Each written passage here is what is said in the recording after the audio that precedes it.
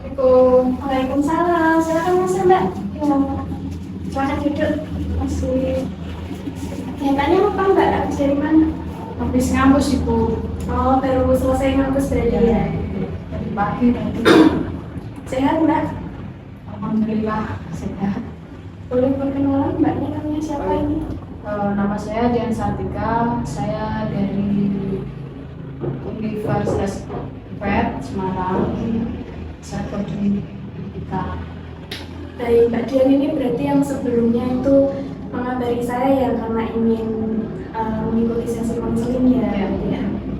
Sebelumnya sudah pernah belum mengikuti sesi konseling Mbak?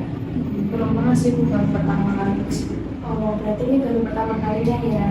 Sebelum itu saya perkenalan dulu ya, nama saya Iza. Mbak Dian boleh memanggil saya Iza ataupun Mbak Iza boleh gitu.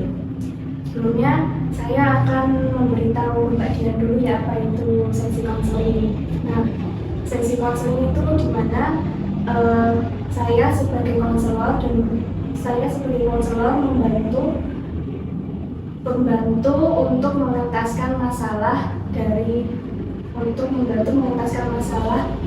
konseling dari Mbak Dian, sehingga nanti kita sama-sama mencari solusi atas masalah yang sedang Mbak Dian alami. Nah, ini nanti Mbak Dian boleh terbuka saja dalam menceritakan permasalahan Mbak Dian yang sedang dialami gitu ya. Dan saya akan menyimpan rahasia. Nanti kita kesepakatan waktu untuk menjalani 30 menit sambut. Siap? Oke, gitu. Boleh? Lalu Mbak Dian apa yang mau diceritakan? Jadi gini, saya itu sampai sekarang itu saya masih bingung gitu loh. Dulu kan saya kan dulu kerja, terus saya itu nggak ada niatan untuk mau kuliah gitu ya. Tapi orang tua saya sama kakak saya itu memaksa saya untuk kuliah gitu. Mbak Dian itu ya, berarti Mbak Dian itu masalah yang Mbak Dian mau ceritakan itu karena Mbak Dian masih teringat-ingat yang lalu karena keinginan pengen kerja tapi malah masuk di perkuliahan gitu ya. Sekarang Mbak Dian sudah semester berapa? Semester 6. Sudah semester tua ya maksudnya ya gitu. Terus boleh coba diceritakan lagi apa yang membuat Mbak Dian kok masih terpikir di masa lalunya Mbak Dian yang ingin bekerja? Karena Mbak Dian sendiri sudah semester 6 loh.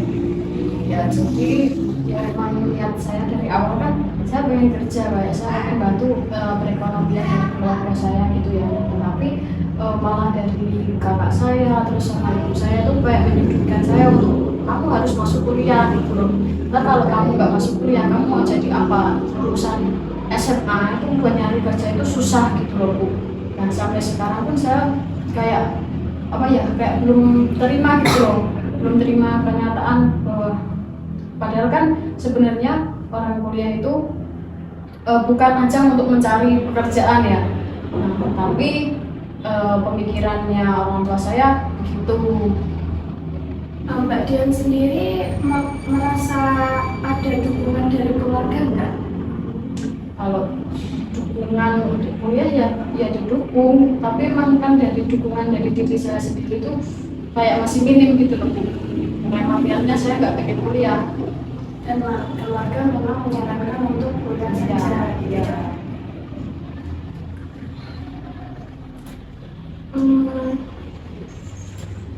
Terus tapi sekarang ini kan Mbak Dian kan kondisi kuliah itu sudah sampai semester 6 ya, berarti kan sudah lama dong, apalagi sebentar lagi sudah mau wisuda, sudah mau masuk ke tahap skripsi, tahap akhir gitu ya. Yang Mbak Dian rasakan sampai sekarang seperti apa? Apa masih memang merasa nggak menerima kenyataan dengan Mbak Dian yang masih ingin bekerja, atau mungkin berbeda dengan yang pertama dan yang sekarang yang Mbak Dian rasakan?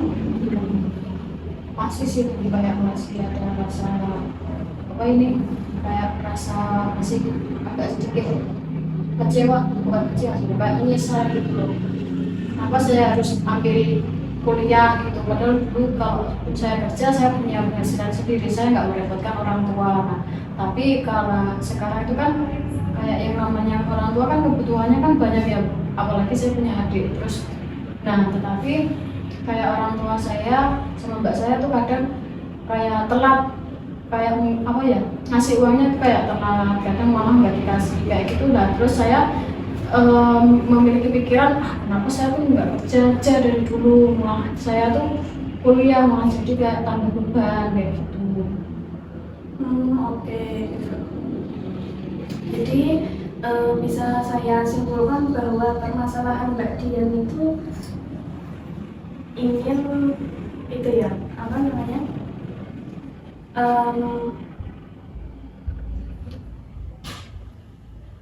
ingin sejak awal memang ingin tidak untuk kuliah, tetapi ingin untuk kerja dengan niat ingin membantu orang tua, tetapi tidak mendapat dukungan dari keluarga yang enggak, dan keluarga menyuruh menginginkan Mbak Dian tetap untuk kuliah seperti itu, Mbak. Nah, saya mau tanya nih gitu, dengan Mbak Dian yang seperti itu sudah apa yang Mbak Dian lakukan nih? Dengan Mbak Dian kan itu ya, tadi kan masih berkeinginan kerja, tetapi Mbak Dian juga harus menuntaskan kuliah ya, karena memang itu kemauan dari orang tua Mbak Dian. Nah, yang sudah pernah Mbak Dian lakukan apa? Jadi aku dulu tuh sempat kayak menolak kan, terus saya bukan kabur, saya niatan kerja.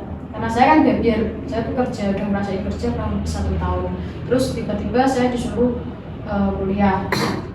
Nah, habis itu kan saya nggak mau, terus saya kerja, nggak mau melamar di pabrik gitu, tapi nggak tahu, tapi itu kayak nggak keterima gitu loh.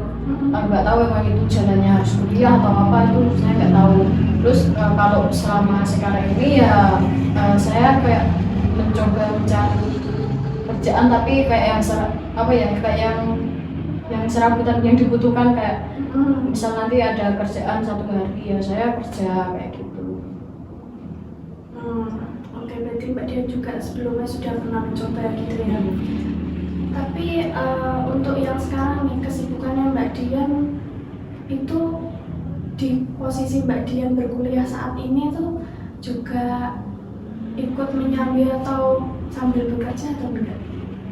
Kalau saat ini sih enggak sih, saya hanya itu kos saja sih.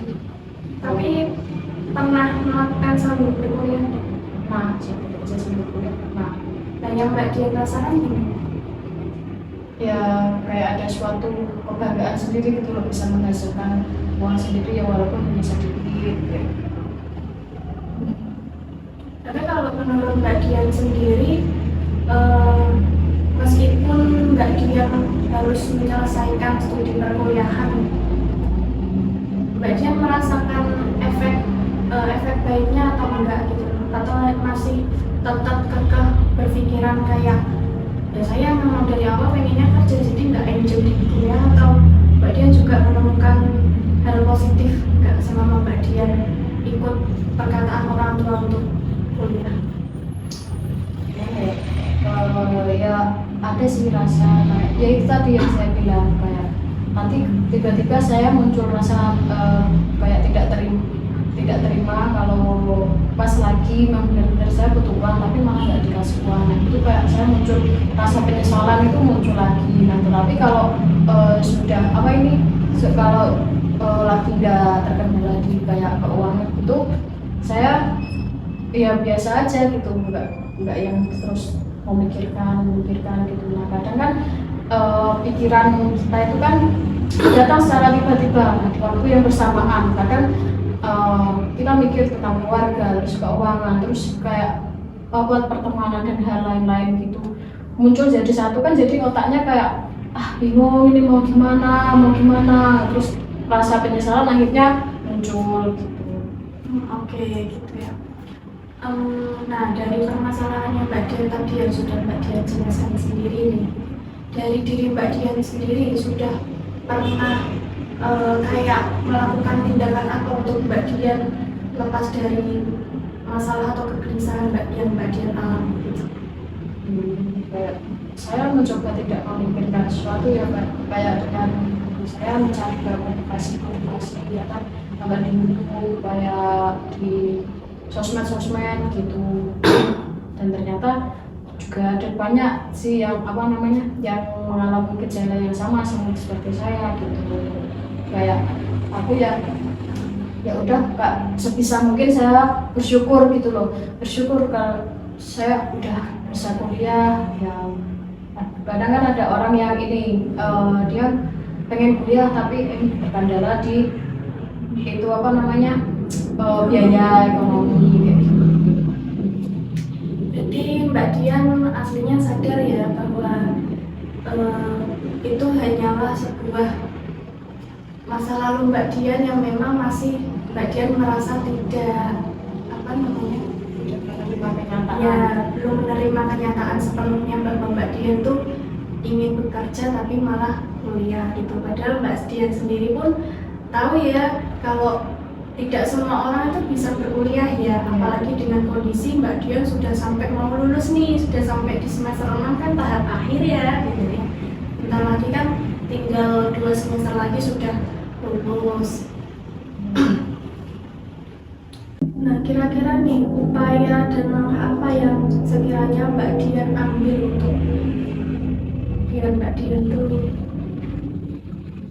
menemukan solusi dari masalah Mbak Dian sendiri?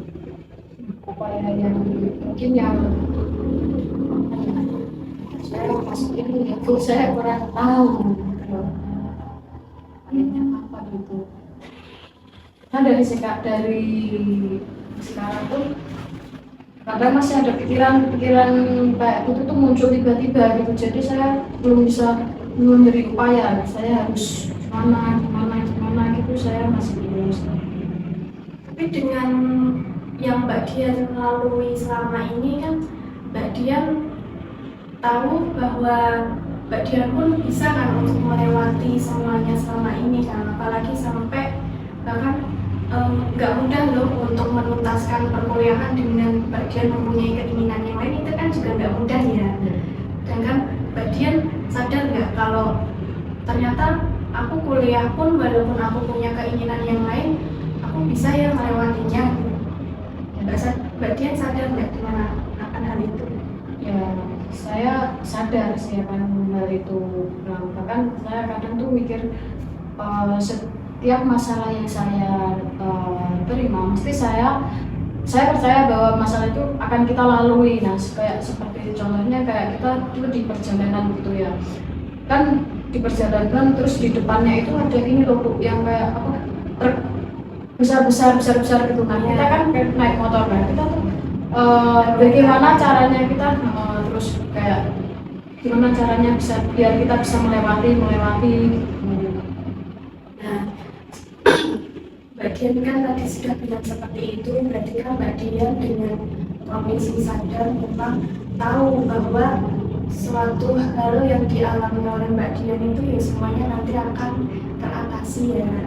Walaupun mungkin Mbak Dian masih belum bisa menerima kenyataan yang ada ini tentang Mbak Dian sebenarnya ingin bekerja, tidak ingin kuliah gitu kan. Tapi kenyataannya memang harus kuliah, memang harus kuliah. Dan ternyata kamu kan juga mampu ya untuk melewati ini ya.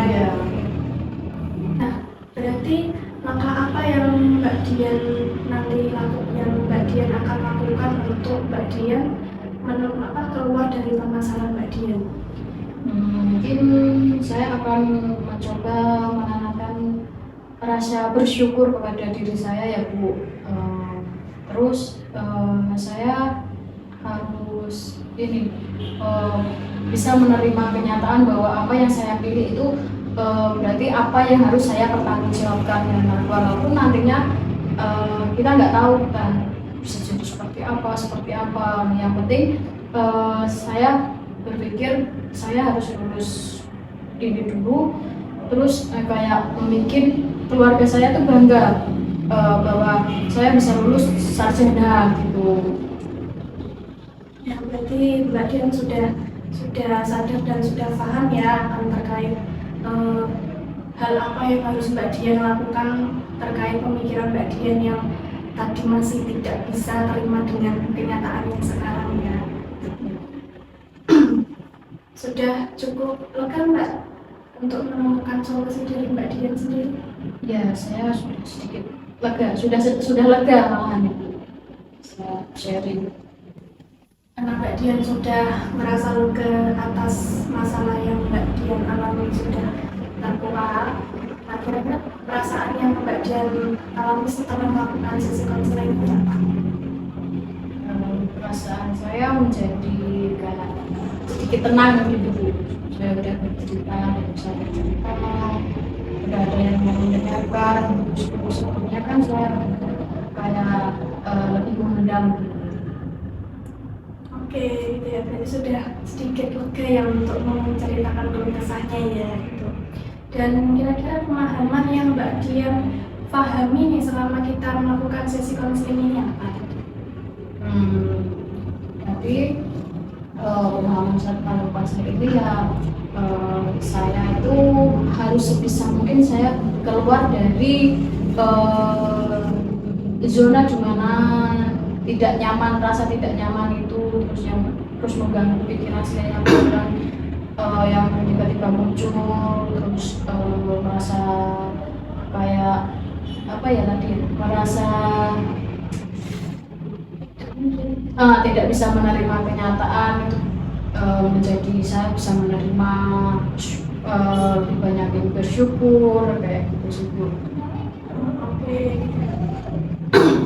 Nah, mungkin nanti kita atur jadwal lagi ke depannya ya untuk hari ini.